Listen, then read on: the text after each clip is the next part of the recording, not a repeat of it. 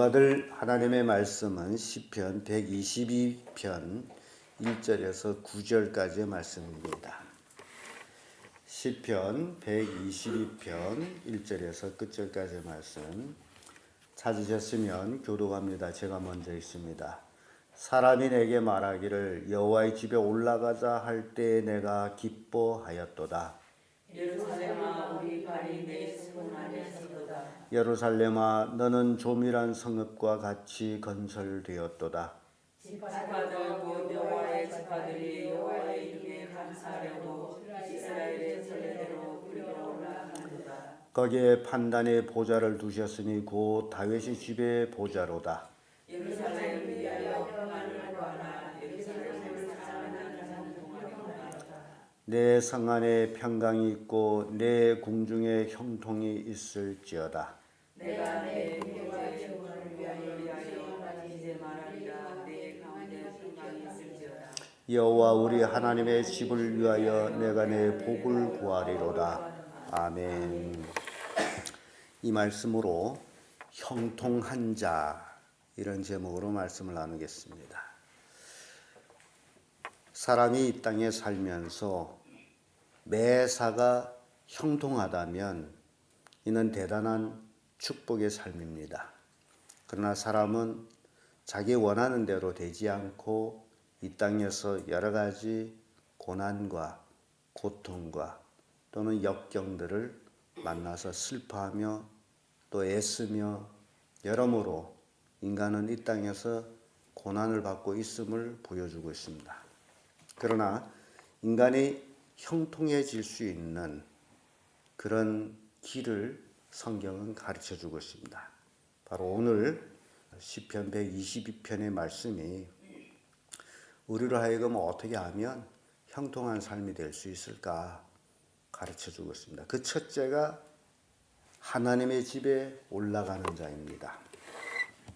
1절에서 5절까지의 말씀인데 1절의 말씀 보면 사람이 내게 말하기를 여호와의 집에 올라가자 할 때에 내가 기뻐하였도다 라는 고백을 합니다.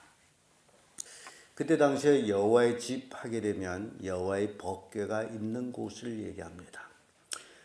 법궤는 출애굽해서 모세가 시내산에서 받은 대로 광야에서 이스라엘 백성들이 성막을 지으며 만든 것이 솔로몬 성전에 안착되기까지 근 1000년이라는 시간을 나그네처럼 이곳저곳 유의하며 돌아다녔습니다. 그래서 그런 모습을 보면서 우리의 신앙 삶이 하나님의 법이 우리 마음에 안착되어 있어야 된다는 겁니다. 그래야 우리의 삶이 하나님의 집이 된 삶을 살게 됩니다. 신약 성경에서는 너희 안에 하나님의 거하신 줄을 알지 못하면 버리운 자라 우리가 하나님의 전이다 라고 그렇게 가르치고 있습니다. 그래서 이 시편 기자 다윗은 여호와의 집에 올라가자 할 때 기뻐하였다라고 얘기합니다. 그 여호와의 집은 예루살렘에 있었습니다. 시온이라고도 합니다. 그래서 우리 발이 내 성문 안에 섰도다. 예루살렘 하나는 조밀한 성읍같이 건설되었도다. 지파들 곧 여호와의 지파들이 여호와의 이름에 감사하려고 이스라엘 전례대로 그리로 올라가는도다. 온 하나님의 백성들이 이제 하나님의 집을 향하여서 올라가고 있음을 보여주고 있습니다. 조밀하게 건설되었다. 하나님께서 요모조모 보살펴주고 있다라는 거예요. 우리가 신앙생활하면서 하나님이 우리 마음에 저정해 있으면 우리가 하나님의 집이 되고 우리가 하나님의 집에 가면 형통한 자가 된다는 겁니다. 미가서 4장 2절의 말씀 보면 곧 많은 이방이 가며 이르기를 오라 우리가 여호와의 산에 올라가서 야곱이 하나님 전에 이르자 그가 그리로 우리에게 가르칠 것이라 우리가 그 길로 행하리라 하리니 이는 율법이 시온에서부터 나올 것이며 하나님의 말씀이 예루살렘으로부터 나올 것임이라 라는 말씀이 나옵니다. 모든 이방이 지금 우리가 이방인입니다. 우리도 하나님의 산에 오르자 하나님의 집이에요. 그래서 형통한 삶을 살기를 원한다면 하나님의 다스림을 우리가 받아야 됩니다.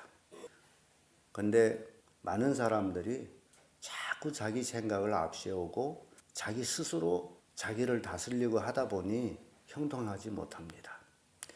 우리는 인간이기 때문에 앞날을 볼 수가 없습니다. 앞에 어떤 일이 일어날는지도 모릅니다. 그러나 성경을 통해서 보게 되면 이스라엘 열왕기를 보면 그 잠재해 숨어 있는 사탄의 세력들, 사람을 어렵게 만들고 힘들게 하는 그 모든 것들은 잘못된 삶을 통해서 숨어 있다가 어느 날에 갑자기 뛰어나와 가지고 어려움을 주는 것들을 이렇게 보게 됩니다. 열왕기를 통해서 그런 모습 보면서 이것은 바로 우리가 삶을 살면서 잘못했던 것들이 숨어 있다가 그 때가 되면 뛰쳐나와서 우리를 힘들게 하고 있다라는 그걸 보여주고 있어요. 우리의 몸도 마찬가지입니다. 잘못된 삶을 살고 잘못된 식생활을 하고 등등등등 그렇게 살다 보면 몸속에 잠재했던 그 균들이 어느 날에 내 육체가 약해질 때 뛰쳐나와서 병이 돼가지고 내 몸을 괴롭힙니다. 그래서 육체나 생활이나 똑같습니다. 그래서 형통한 삶을 원한다면 어디에 있으라는 거예요? 하나님의 집에 있어라. 하나님의 통치를 받으라.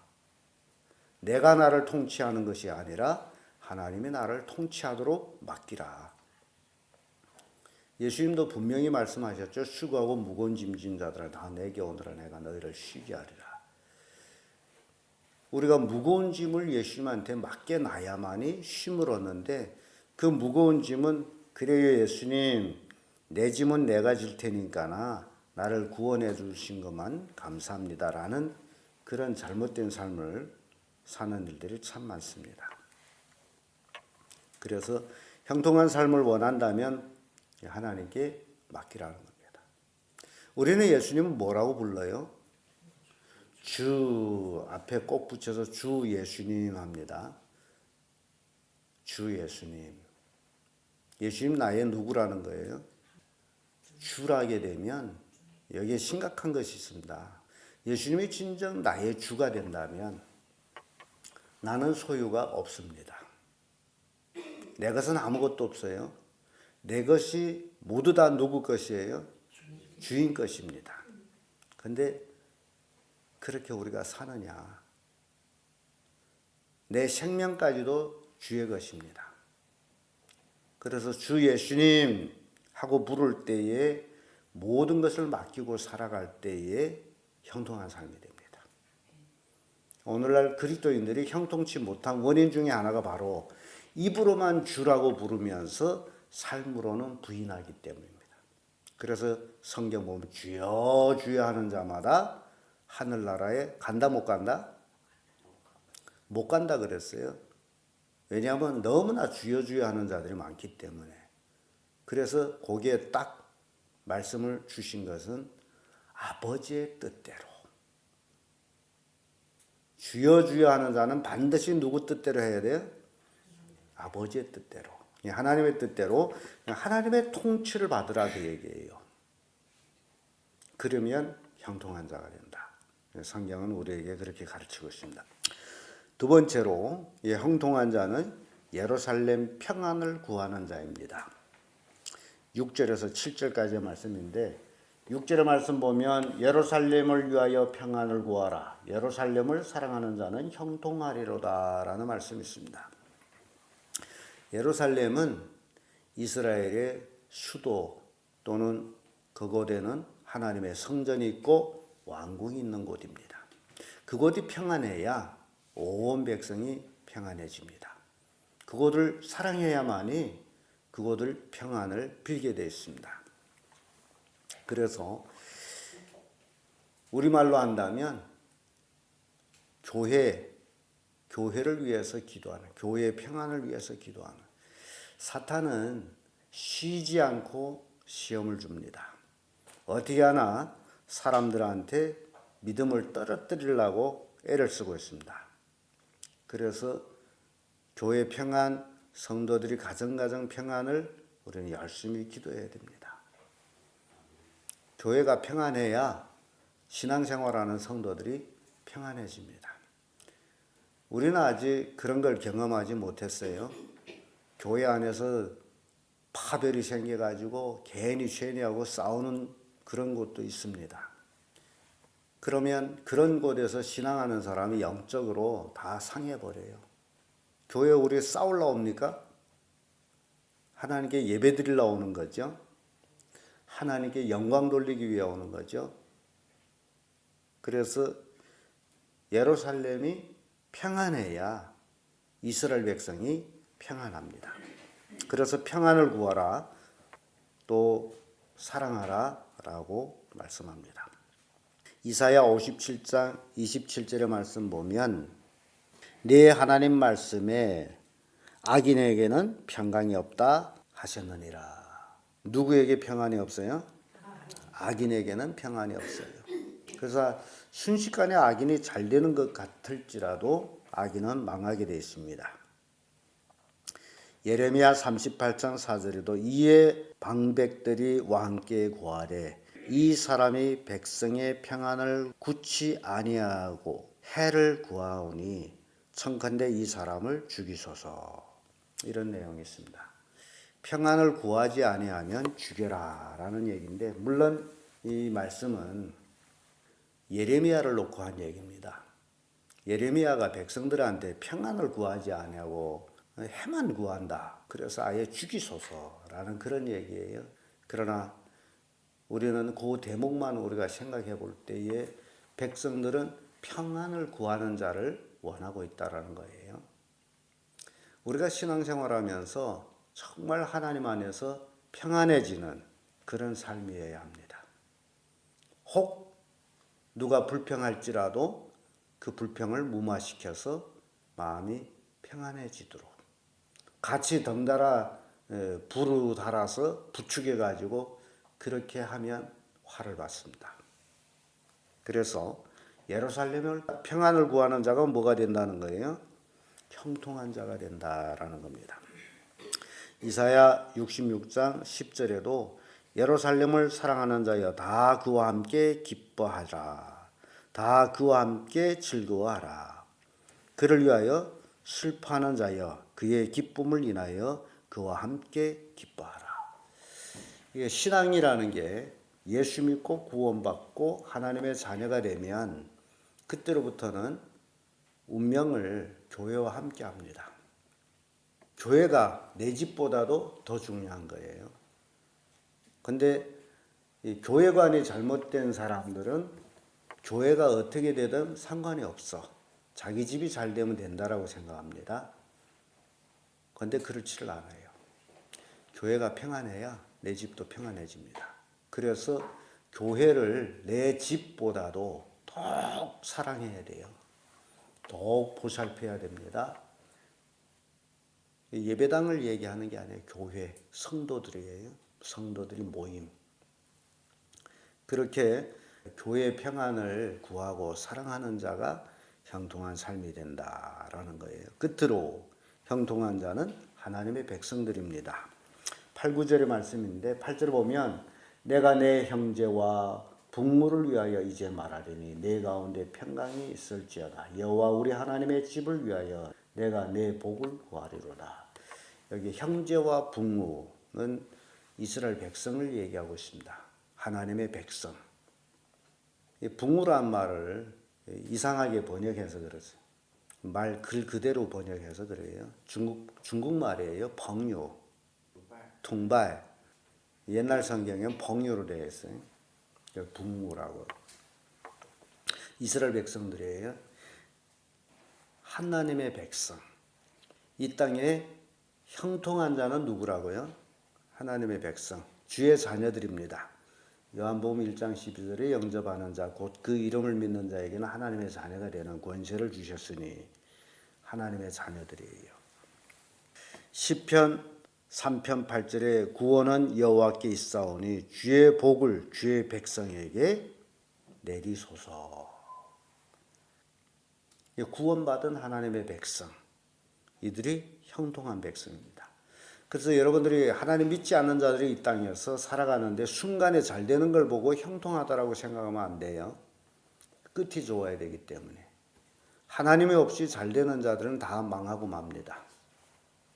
다 망해요. 그까지 돈 몇 푼 벌었다고 뭐가 다 될 것처럼 생각하는 사람들이 있어요. 그런데 인생은 돈 갖고 해결되지를 않습니다. 돈이 아무리 많아도 하나님이 없으면 망하게 돼 있어요. 그걸 여러분들이 꼭 명심해야 됩니다. 그런데 사람들이 착각해요. 돈이면 다 한 줄 알아요. 그런데 그렇지를 않아요. 여러분들이 돈 갖고 뭘 행사한다라고 생각하지 마세요. 하나님의 백성, 하나님의 자녀가 된 것으로 기뻐하고 즐거워하라. 그것이 형통한 자의 삶이라.